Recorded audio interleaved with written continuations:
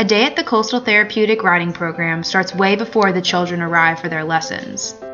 But for now, the farm is quiet and the animals are just starting to wake up. Out near the games, there is an eerie silence, as if they are waiting for the children to come and use them. As the sun rises, the quiet that filled the air disappears and the barn comes to life.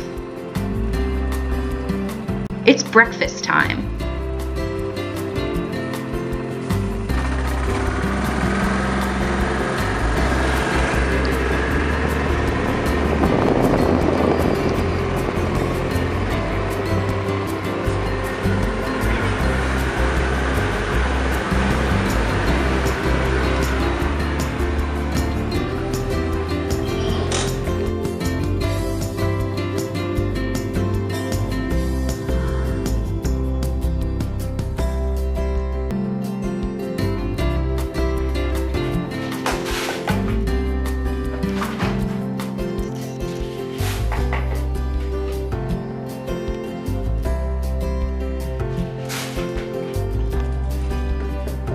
The sounds of munching echo throughout the barn as the horses eat their morning grain.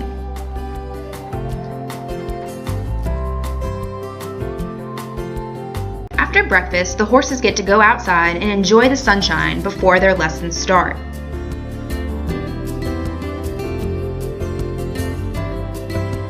As the time draws nearer to the first lessons of the day, the volunteers start to show up and get things ready for the children. Then it is time to tack up the horses. Some, like Lady, have different equipment, but it serves a purpose.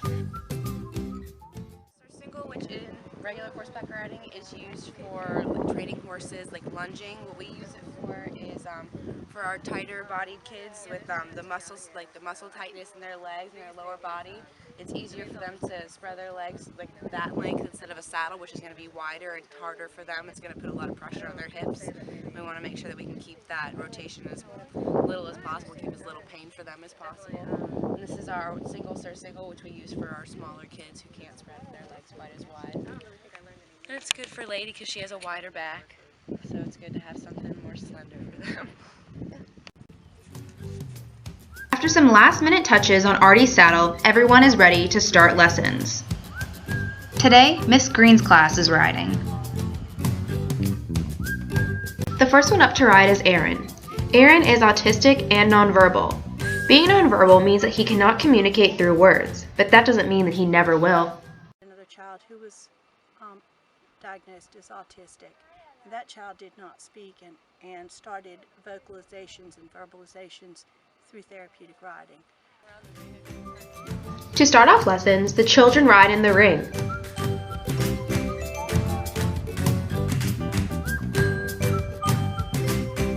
As Aaron gets going on Artie, the next rider is getting ready. Taliba has cerebral palsy and is confined to a wheelchair, but that doesn't stop her from riding.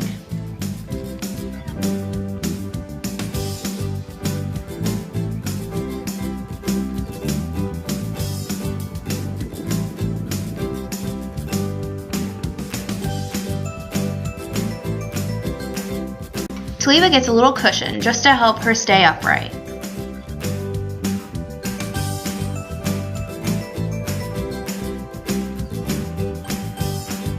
She says hello to Lady by giving her some pats.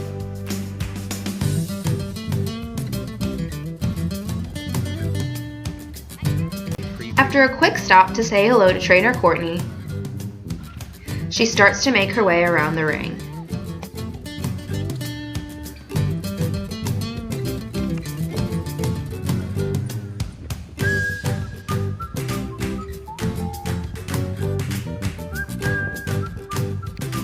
Last but not least is Chrissy, who also has autism.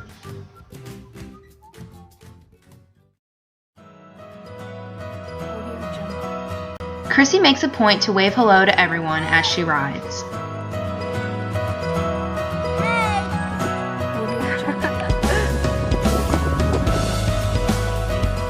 After riding around for a little, it's time to go play games.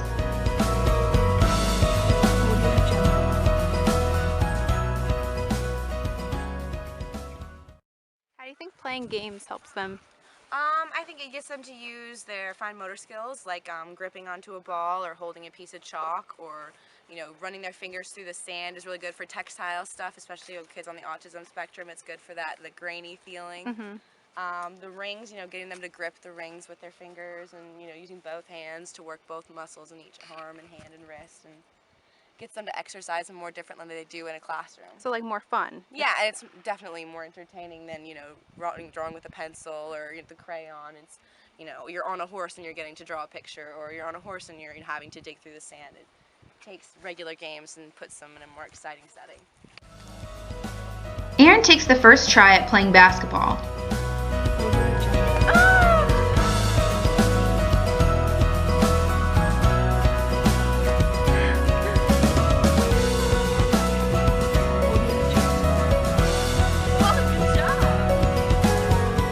After a few tries, he finally gets one in. We get a little too excited for Aaron, but he made it in again, and you could tell he was excited.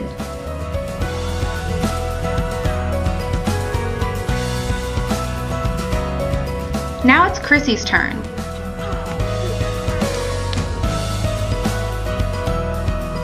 Like Aaron, she has a few misses. Oh, good job!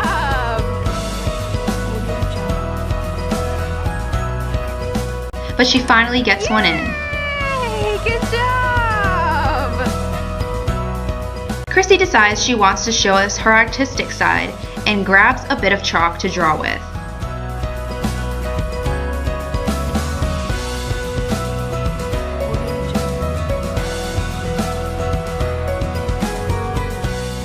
She might just give Picasso a run for his money.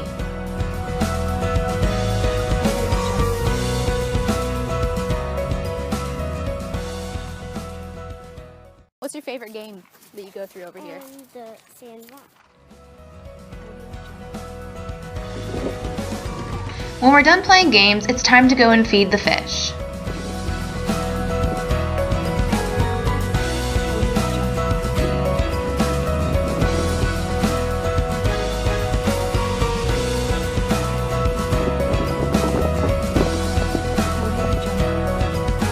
While Aaron waits for the ducks to come, Artie takes a quick snack break.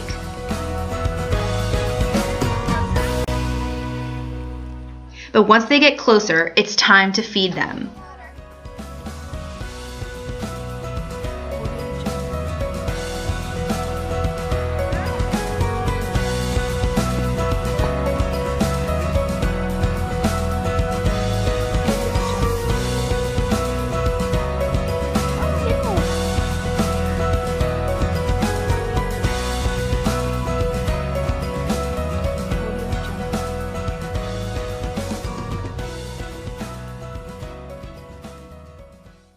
She's just like really excited about horses. Yeah. And they just make her happy.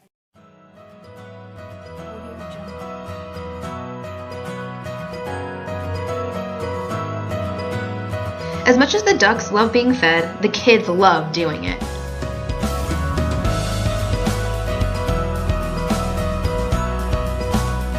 Then I got to talk to Miss Kathy and ask her some questions about her children and how riding has helped them. What changes have you seen in your students since they have started riding? There have been a lot of positive benefits from therapeutic riding. Some of the children who were nonverbal, who do have the ability to speak, have started to be more vocal and to start using words to communicate wants and needs. There's been a big difference in their posture, the buildup of the core muscles from the horses. They just love it out here. They're excited to be here and enjoy it, and it's a wonderful benefit. How has riding helped the children act in the classroom? Has it helped them change, like act differently, or? They understand when we go riding, you don't behave, you can't go. So, that's something that we can use, to remind them. We never would really keep it from them, but they don't realize that. Do they see it as like a reward for their good behavior? They see it as a reward. They ask for it. One of the little girls, every morning when she gets off the bus, she asks if we're going to go riding. Yeah. because, I mean, it's just a good thing. Have any of the parents seen improvements at home? Definitely, definitely. With vocalization and verbalization, just, behavior, attitudes, a little bit more independence maybe, but yes, definitely. Would you recommend this therapy to others?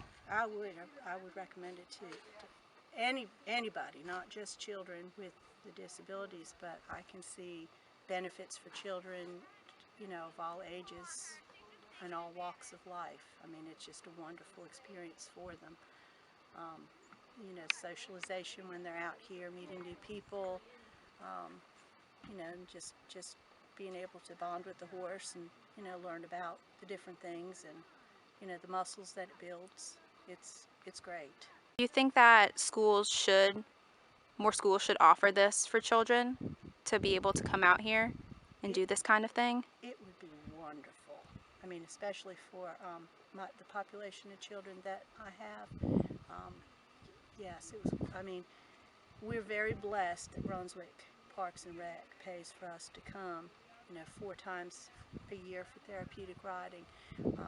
I would love for them to be able to come, more than that, because it is so beneficial.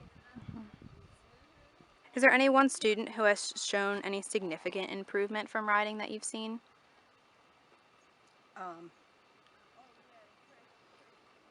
As far as I've noticed improvement in all of them. Mm-hmm. Okay, I have a child who has a medical diagnosis of autism who did not speak before therapeutic riding. The child is now attempting to use words at school and at home. You can see the physical benefits, the little one in the wheelchair, that core muscle, and she was just walking out here with her nurse, and so yes, there's improvement. But mostly I think it's that I've noticed is with the children who are nonverbal. Yeah. Who start the vocalizations and verbalizations. Did you have fun? She said, "More, please." More please. More please. Yep. After lessons, the barn returns to its quiet state.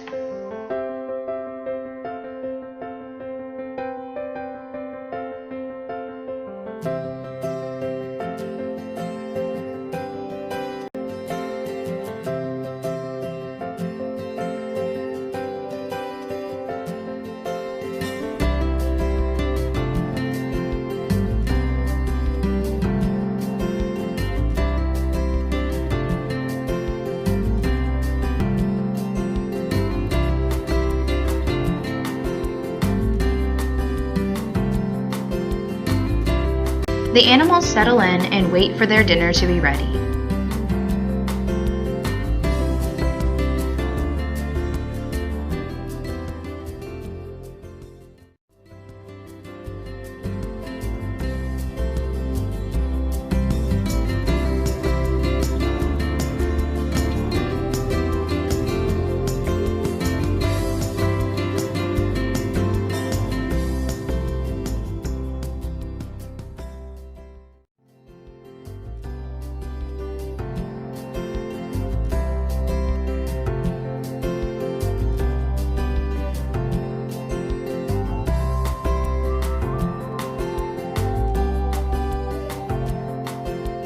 Tomorrow, the whole process will start over again, and it will be another day full of adventure.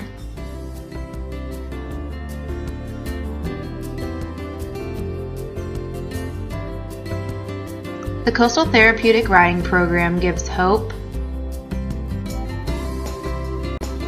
joy, inspiration, and most importantly, love to everyone.